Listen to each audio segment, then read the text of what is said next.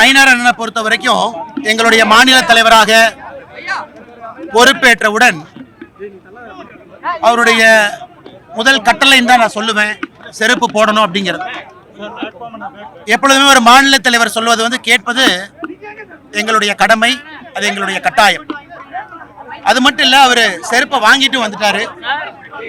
அதனால ஒரு மாநில தலைவர் சொல்லும் பொழுது அதை தட்டுவது ரொம்ப தவறு. அதனால மாநில தலைவர் நயினார் நாகேந்திரனை செருப்பை வாங்கி போடவும் வச்சுட்டாரு. ஆனால் எனக்கு நம்பிக்கை இருக்கிறது, நிச்சயமாக 2026 ஒரு வேள்வியாக தவமாக எடுத்திருக்கும். அதே நேரத்தில் ஒரு கட்சியில் ஒரு கட்டுப்பாடு இருக்கு. மாநில தலைவர் சொல்லிய பிறகு இன்னைக்கு அவர் வாங்கி கொடுத்த செருப்பை நான் மேடையில் போட்டுக்கிட்டேன்.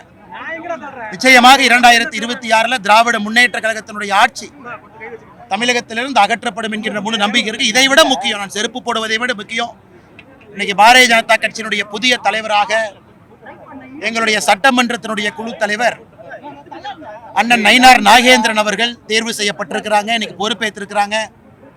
நிச்சயமாக கட்சியினுடைய வளர்ச்சி இன்னும் வேகம் எடுக்கும். 2026 தேசிய ஜனநாயக கூட்டணி ஆட்சி நிச்சயமாக தமிழகத்தில் அமையும் என்கின்ற நம்பிக்கை எங்களுக்கு இருக்கு.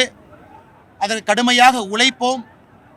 புதிய தலைவர் அண்ணன் நயினார் நாகேந்திரன் அவர்கள் பூத் அளவில் கட்சியை வலிமைப்படுத்த வேண்டும் என்கின்ற ஒரு பெரிய குறிக்கோளை கையில் எடுத்திருக்கிறாங்க.